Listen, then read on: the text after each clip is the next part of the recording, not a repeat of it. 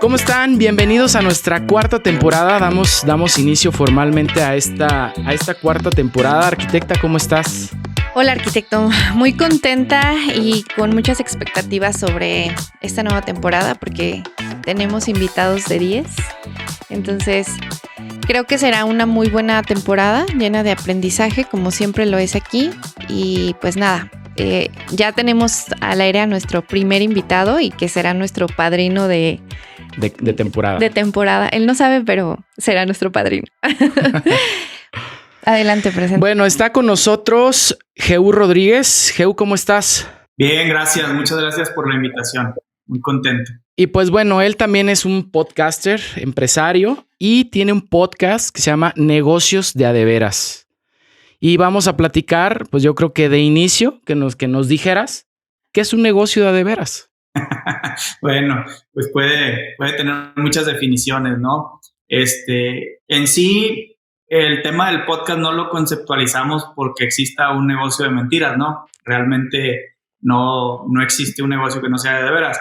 Sin embargo, más que una definición de qué es un negocio de veras, te voy a decir por qué surgió el nombre del podcast, ¿no? Porque todos sabemos que las conexiones son muy importantes en la parte de los negocios y hay muchos gurús hoy en día en internet diciéndote que las 5 claves del éxito, que te levantes a las 5 de la mañana y te vas a volver millonario y no sé qué tantas cosas que finalmente pues no son del todo ciertas o no son ciertas.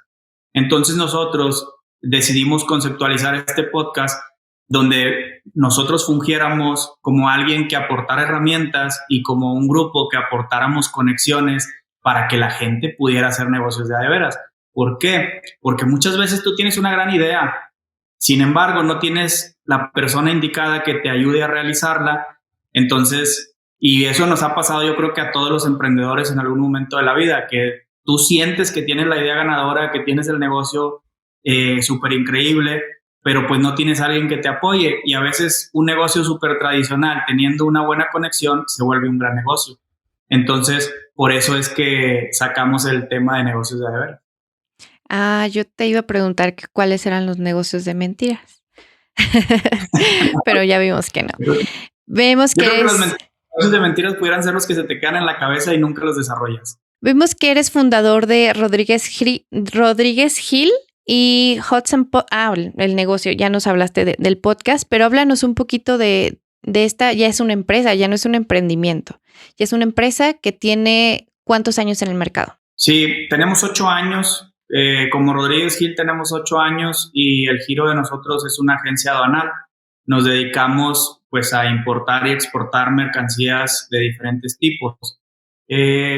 Anteriormente ya habíamos trabajado nosotros como comisionistas, como vendedores en algunas agencias, y por azares del destino, y yo soy creyente de Dios, entonces digo, gracias a Dios logramos constituir nuestra empresa, logramos llegar a formar este equipo de trabajo, y ahorita sí te puedo decir que sí es una empresa, ya no es un emprendimiento como tal, porque ya tenemos una estructura, ya tenemos procesos, ya tenemos procedimientos, ya tenemos normas, tenemos todo lo que una empresa tiene. Y hoy en día, a pesar de que somos una pyme, pues ya yo creo que ya estamos preparados para dar el siguiente paso, y es por lo que estamos luchando, por ya volvernos una empresa más grande. ¿Y qué es entiendo que importan? ¿De qué países importan?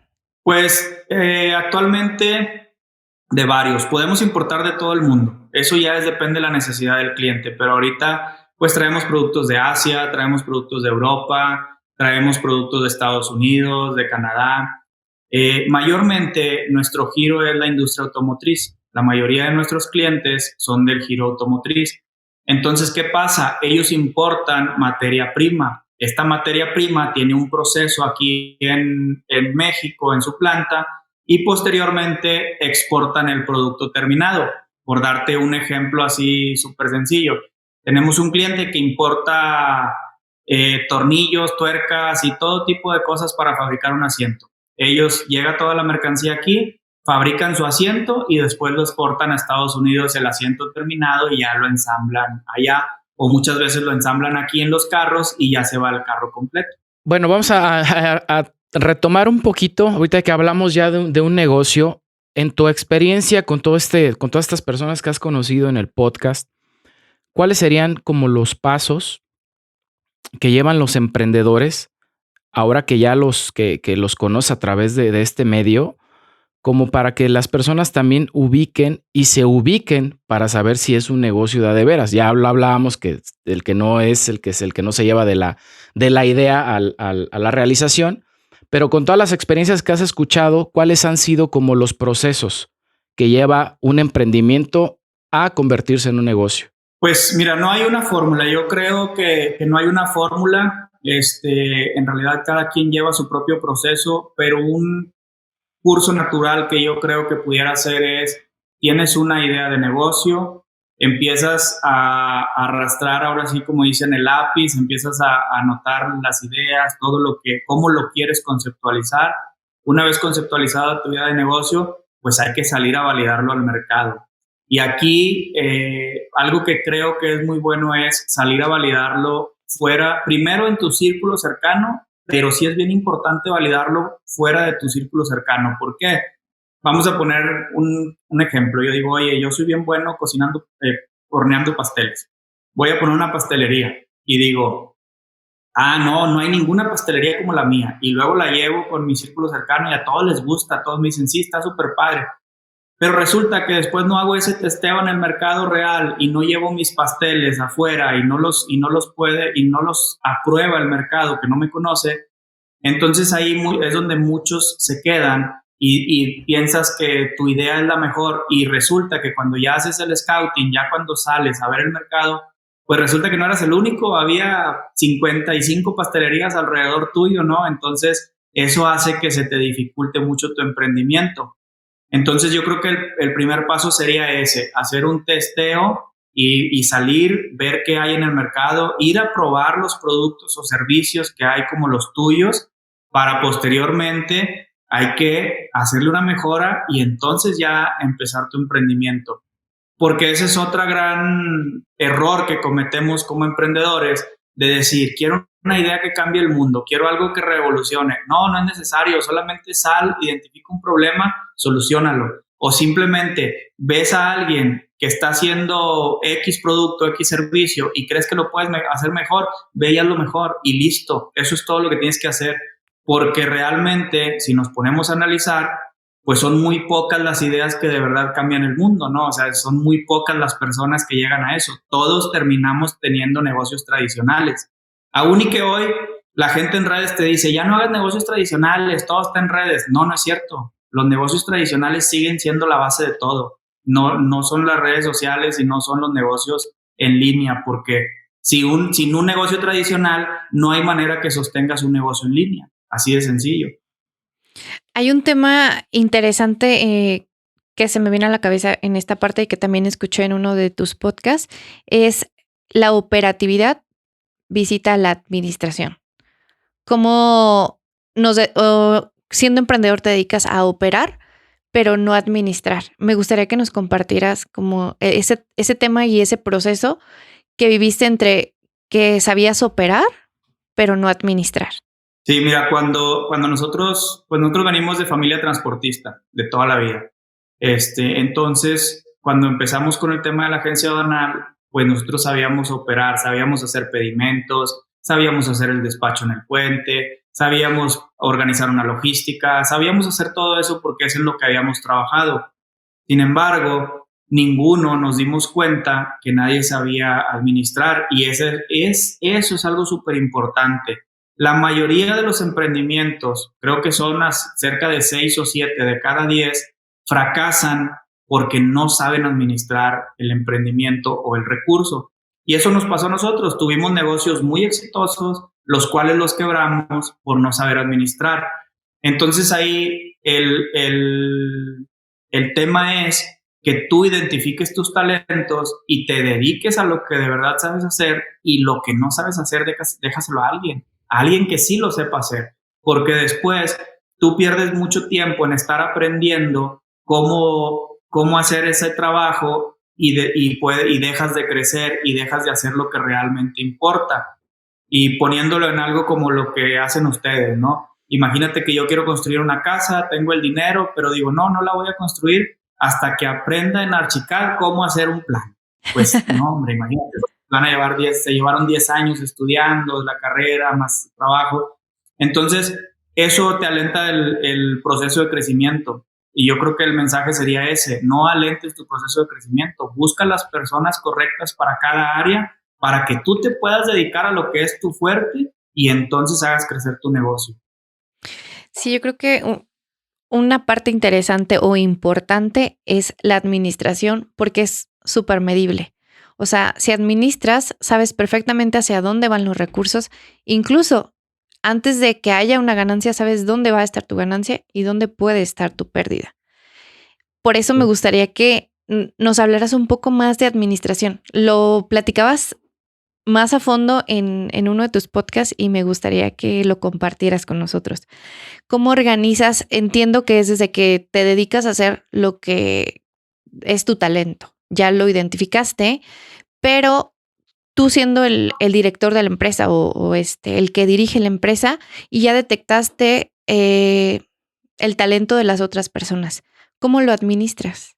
Bueno, ahí, y esto es probablemente muy personal, porque para esta pregunta a lo mejor alguien te va a contestar algo muy técnico, te va a contestar algo muy elaborado. Yo honestamente dejo que los que saben lo hagan. Esa es la realidad. ¿Y cómo sucede esto? Afortunadamente tengo 2 personas, son 2 líderes dentro de la parte administrativa. Una es la contadora y otra es la gerente. Entonces, una es la administradora y la otra es la contadora. ¿Cuáles son las diferencias entre ellas?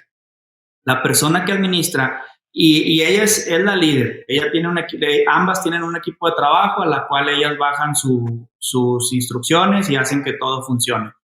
Pero ¿yo qué hago? Yo personalmente no me meto nunca a fondo o no sé cómo llamarle en el proceso, sino ¿qué hacemos? Vemos, oye, a ver, ¿cuál es la planeación para este último trimestre del año? ¿Cómo vamos a cerrar el año? Y ya nos sentamos. La parte directiva, la parte administradora y la parte contable. Bueno, pues vamos a hacer una proyección, traemos este flujo, traemos tanto de balanza, esta es la cobranza que tenemos por hacer. Y ya no sé, empiezas a hacer los acuerdos, nunca son los mismos, al menos en nuestro caso, nunca son los mismos. Y hablando en este ejemplo específico del último trimestre, dijimos, bueno, a ver, ahorita tenemos unas necesidades especiales. ¿Cuáles son? Que nos estamos cambiando de oficina, que estamos cambiándonos a una bodega más grande, entonces vamos a empezar a necesitar recurso más, destinar un poco más del flujo para estos nuevos pagos o estos incrementos de pagos. Pues ya te sientas, a ver, contadora, ¿cómo le vamos a hacer? Bueno, mira, yo traigo tanto de cobranza, voy a empezar a gestionar con los clientes, empiezas a hablar, empiezas a hacer promesas de pago, que ellos se comprometan a las fechas que te van a dar. Entonces tú empiezas a hacer tu flujo tentativo para poder cumplir con estos nuevos compromisos, y todo se hace de la misma forma. Cada cosa nueva o cada cosa que hay que implementar, nos sentamos todo el equipo y ellas 2 internamente ya bajan todo lo demás, pero siempre la reunión es del equipo de líderes para que ellos deliberen cuál es la mejor estrategia. Lo mismo en el tema fiscal. Oye, ¿cómo estamos en cuanto a lo fiscal? ¿Nos va a impactar la declaración anual? ¿No nos va a impactar? ¿Cuánto traemos de esto? Entonces vamos bajando desde la expertise de cada quien. Yo creo que esa es la manera en que nosotros lo hacemos. Si yo te quisiera decir a lo mejor algo muy técnico, pues no lo haría porque no soy contador. Sí me siento en cada reunión y reviso la balanza, revisamos los flujos, revisamos la cobranza, revisamos la cartera vencida, revisamos los comportamientos de los clientes, quién está pagando bien, quién está pagando mal. Si alguien está pagando, pues empiezas a hablar con ellos a ver qué está pasando. Si detectas algún problema, pues tomas acciones. Y esa es como la labor de nosotros. Y ya la labor de ellas, pues ya es bajar en tecnicismos, vamos a ponerle de alguna forma. Ya ellas ajustan toda la operación para que pueda salir lo que nosotros planeamos. Entonces, en resumidas cuentas, nosotros hacemos una visión general y ponemos un objetivo, ya sea en este caso contable administrativo, y ellas se encargan de ejecutarlos. ¿Por qué? Porque ellas son las expertas, no yo. O sea, yo no soy experto en administrar, ni soy experto en contabilidad, porque no soy contador. Entonces, ¿qué es lo que nos toca a nosotros como la parte directiva? Confiar en el talento que tienen ellas y ya ellas ejecutan toda la estrategia. Excelente. No sé si... Sí, claro. Yo creo que yo lo resumiría en que aprendiste a delegar en los talentos indicados, ¿no? Creo que eso sería un resumen de la administración. Hablábamos antes de entrar al aire que manejabas una red de empresarios, de emprendedores que de alguna manera empezaban como a interactuar y a generar nuevos negocios. ¿Cómo impacta esto con tu negocio? ¿O lo ves como un semillero para nuevos negocios o para aportar a estos negocios de personas que a lo mejor no tienen el expertise o no tienen a lo mejor el capital en su momento, o como dices, solamente tienen la buena idea, pero no saben cómo llevarla a cabo? Y ahí es donde entrarías tú. Sí, mira, pues por ejemplo, en cuanto al impacto con la empresa, no es mucho. Y aquí quiero explicar esto para no dar un mensaje erróneo, porque por ahí tuve una plática con un emprendedor y me decía, oye, es que estoy emprendiendo esto y esto y esto para diversificarme. Y le decía yo, es que son puros emprendimientos, lo único que estás diversificando es tu tiempo, no estás diversificando ganancias, no estás haciendo nada más que comprometiéndote en muchas cosas y no estás haciendo nada.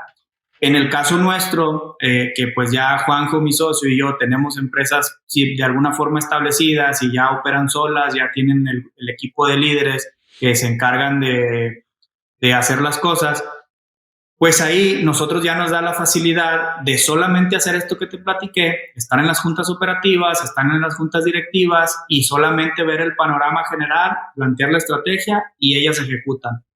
Y ya nosotros podemos empezar a ver nuevas oportunidades.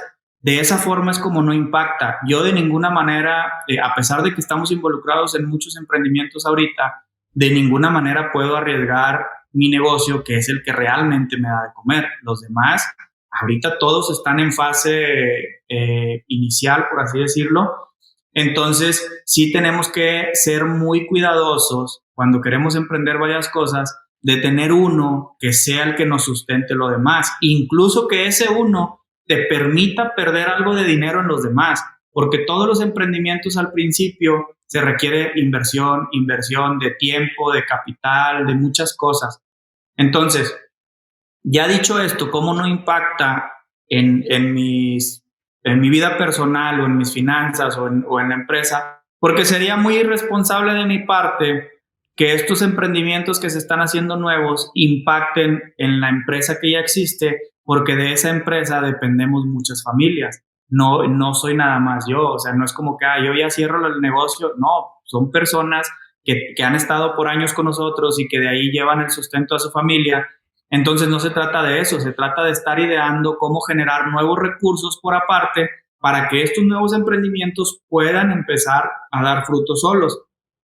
Entonces, como te decía, ya dicho esto de cómo hacemos para que no nos peguen las finanzas de la empresa y que no nos pegue en nuestra familia, pues el tema ya que lo que hacemos dentro de negocios de veras es generar esas conexiones. Y te lo voy a explicar con un caso así muy puntual.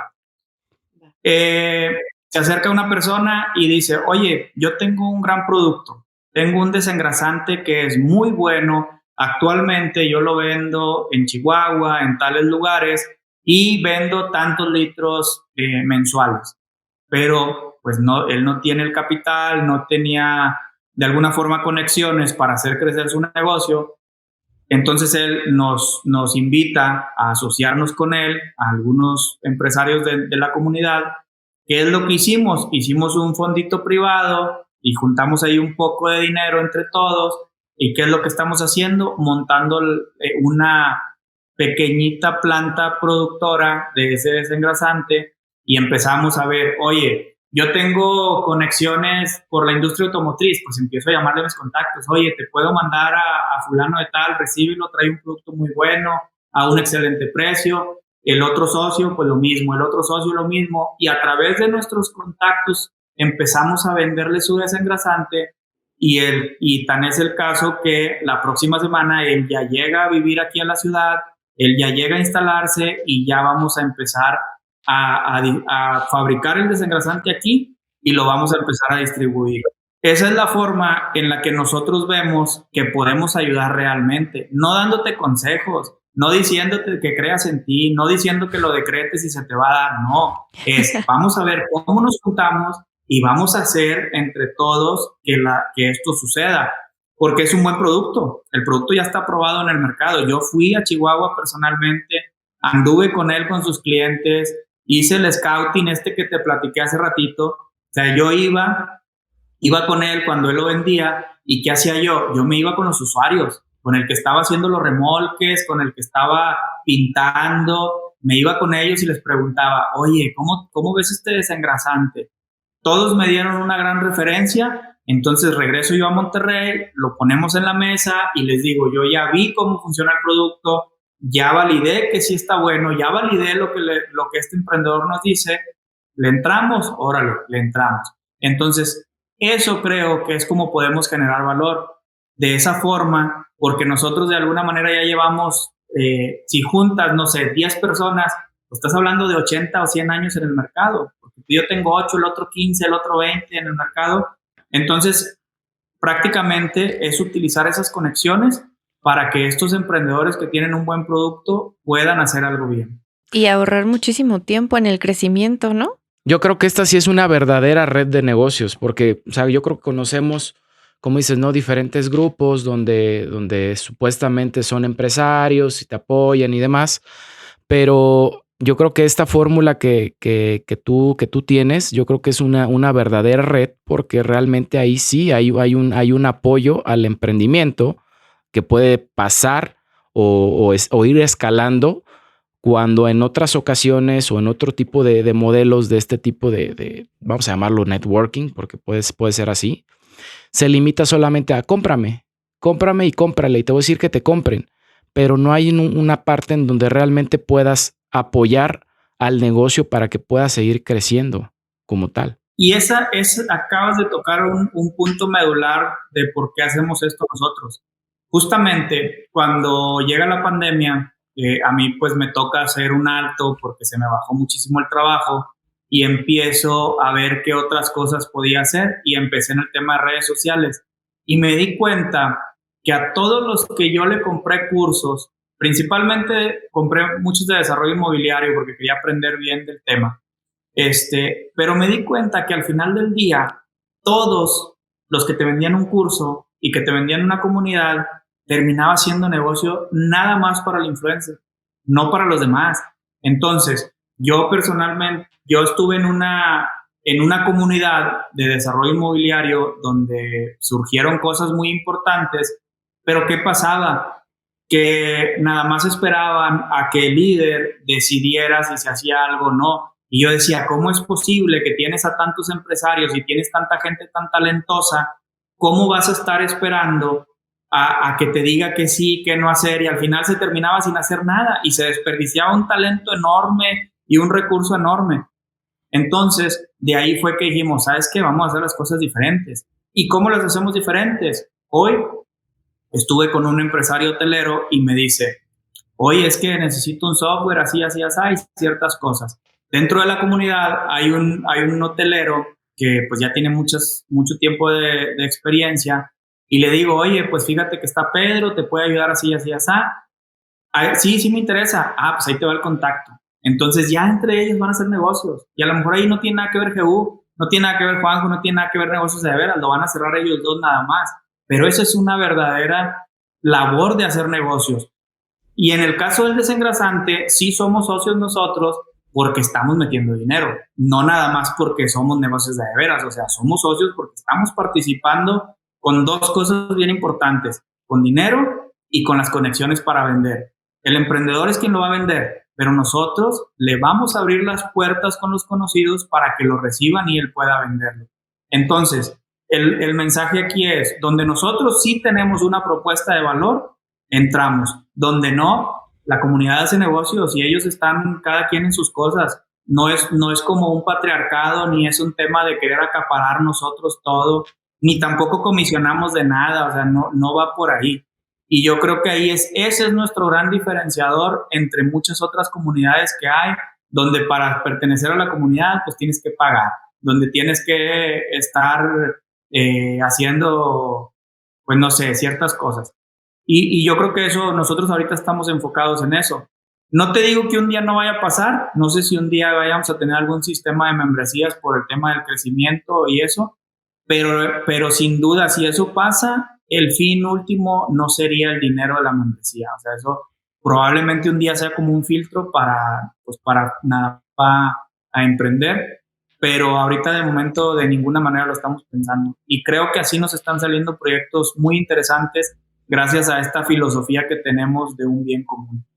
Órale, qué padre. ¿Y en qué momento nacen Negocios de a de veras? ¿Y por qué? O sea, ¿cuál es la principal razón por la que nace? Pues la principal razón fue eso, fue lo que les comentaba ahorita de que empezamos a ver, bueno, yo empecé a ver que había un tema de que todos los influencers te decían, ahora, yo no estoy diciendo que sean malos sus cursos ni nada, no, para nada. Todos los cursos que yo compré me sirvieron muchísimo. Claro. Lo único que yo detecté es que después veían muchos solamente la parte del dinero. ¿Por qué? Porque ya estás dentro de la comunidad, estás pagando, te atiendo, no pagas, pues no te contesto y cosas así. Entonces te quedas tú como, pues bueno, entonces no éramos tan amigos como tú decías, ¿verdad? Y cosas así. Entonces de ahí empezó un poco y bien importante para conocer personas nuevas. Eso era algo súper importante que hace poco me preguntaban, oye, ¿le recomendarías a alguien hacer un podcast? Por supuesto. Claro. Mi círculo cercano cambió de un año para acá, que es lo que lleva el podcast, y he conocido gente increíble, gente como ustedes, que son talentosos, que hacen las cosas diferentes. Muchas veces, dentro de nuestro círculo cercano, háblese de familia, de trabajo, no está la gente indicada. A veces está muy lejos esa persona indicada con la que tú puedes crecer. Y eso nos pasó en el tema de negocios de veras. Hoy conocemos gente de varias partes del país con los que estamos haciendo, primero, una buena amistad. Antes que todo, porque eso sí, nosotros siempre ponemos las personas antes que el negocio o que podamos ganar. Entonces hacemos grandes amistades, grandes relaciones y eso te cambia. ¿Por qué? Porque te hace a ti también de alguna manera exigirte a hacer las cosas mejor, a volverte mejor en lo que estás haciendo.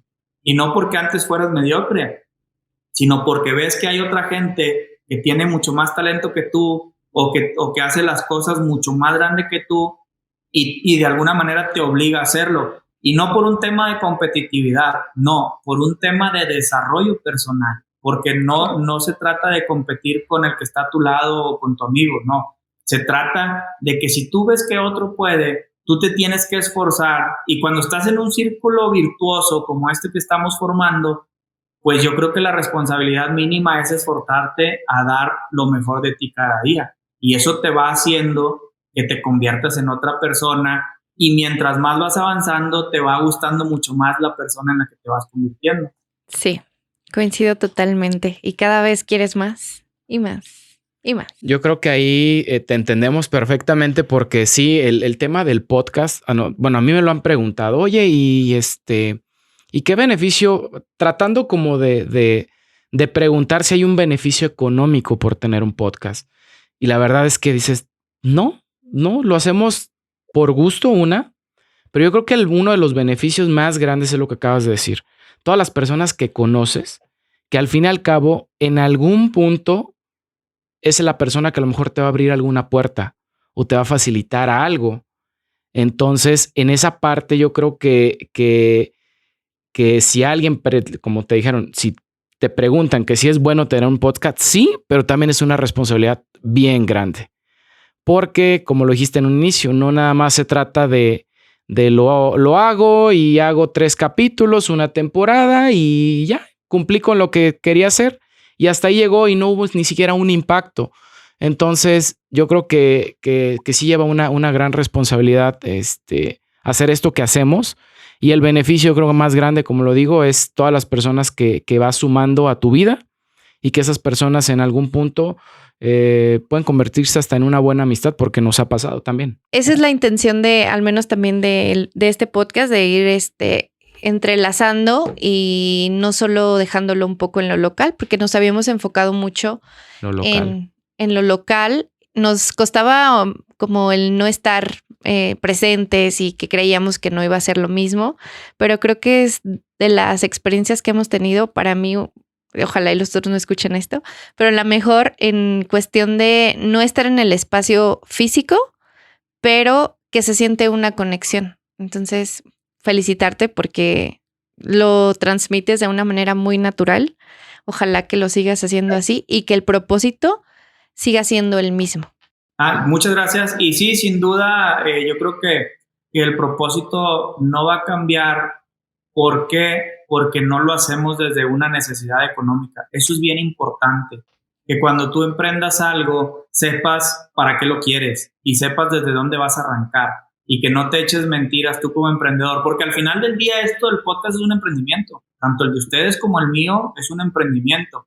Entonces, tú debes de ser muy claro, a ver, yo quiero el podcast para ganar dinero. Bueno, entonces desde un principio tienes que empezar a ver cuál va a ser tu modelo de negocio para que puedas ganar dinero. Claro.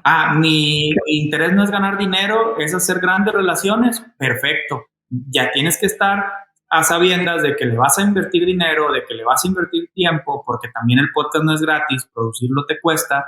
Entonces tienes que tener muy claro eso. ¿Puedo? ¿Tengo con qué hacerlo? Y yo creo que ahí es donde está ese gran diferenciador entre algunos proyectos que son muy buenos de redes sociales y que no fructifican porque simplemente no tienen recurso o no se pusieron a pensar que en realidad llevar a hacer un podcast o un proyecto de redes te cuesta dinero, porque las producciones son caras, el equipo es caro, trasladarte a otros lugares te cuesta, y eso es lo que nadie te dice en redes. Todo el mundo te dice, te voy a vender un curso de 2,000 pesos para que aprendas a hacer un podcast. Pues sí, ya tomaste el curso, ya aprendiste, y ahora, ¿cuánto te cuesta la cámara? ¿Cuánto te cuestan los lentes? ¿Cuánto te cuesta la laptop? O sea, en realidad, eso es lo que tiene uno que ponerse a ver. Y volviendo a lo que te decía al principio, yo creo que esa es una de las ventajas de por qué el núcleo o la misión de negocios de veras no cambiaría, porque no lo estamos haciendo desde una necesidad económica y no necesitamos que el podcast genere para nosotros seguir viviendo. Mucha gente, ahorita que decías lo de que te preguntaban, a mí también me han dicho, hace 2 semanas estuve en una reunión de empresarios de una inauguración que hicieron aquí y me decía uno de ellos, oye, ¿y qué? ¿Quieres volverte youtuber y no sé qué? Y yo, pues no es la intención. Entonces dice, ¿cuánto te paga YouTube? No me paga nada. Yo le pago. No me paga nada y ya me decía, entonces, ¿para qué lo haces? Y ya le empecé a explicar todo lo que hacíamos en negocios de veras. Y tan le gustó al empresario que dijo, oye, ¿cómo me sumo? O sea, ¿cómo le hago? Le dije, pues entrada, primero ve y te entrevistamos y luego ya ahí vamos viendo qué podemos hacer parte.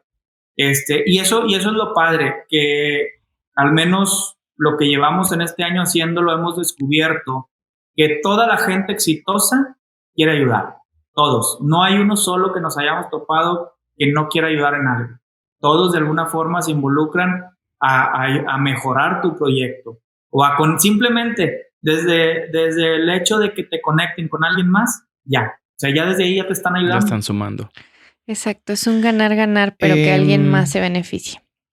Bueno, ya para cerrar, yo creo que, casi siempre hacemos esta pregunta porque es muy importante. Un consejo que tú le puedas dar a todas estas personas que nos escuchan en el tema de emprendimiento, que van empezando, que están a lo mejor un poco atorados, ¿qué consejo les darías? Las conexiones, que busquen las personas indicadas y que hagan esas buenas conexiones para que su emprendimiento pueda mejorar, pero que sepan cuál es su propuesta de valor. No puedes tú acercarte a alguien a pedirle algo sin conocerlo. Tú tienes que buscar cuál es tu propuesta de valor oye, yo me quiero acercar con Eva para que me ayude con una casa en Morelia. quiero que me haga los planos, pero quiero que sea ella por alguna razón. Yo no puedo llegar a decirle, oye, Eva, ¿me ayudas? ¿Me puedes aportar al proyecto tú los planos y las cosas? No. O sea, yo tengo que saber cuál es mi propuesta de valor en ese proyecto para que Eva participe como arquitecta y que ella me haga los planos y el ejecutivo y todo lo que se ocupa. Pero eso ya es muy personal. Tienes que buscar tú cuál es tu propuesta de valor antes de acercarte a esa persona, porque si no, te van a cerrar las puertas. Y no se trata de un tema de conveniencia. Es simplemente que todo el mundo tenemos nuestras ocupaciones y cada quien está en sus cosas. Entonces viene alguien a pedirte algo, pues tú no tienes tiempo. Es bien diferente que alguien venga y te diga, oye, quiero ser claro contigo, necesito esto, esto y esto de ti, pero mi propuesta de valor es esta. Yo esto es lo que te ofrezco para ti. Entonces yo creo que eso es lo importante. Y si no tienes una propuesta de valor, empieza a trabajar en ti para que seas tú la propuesta de valor. Que de alguna forma tú generes ese valor a los proyectos que llegas.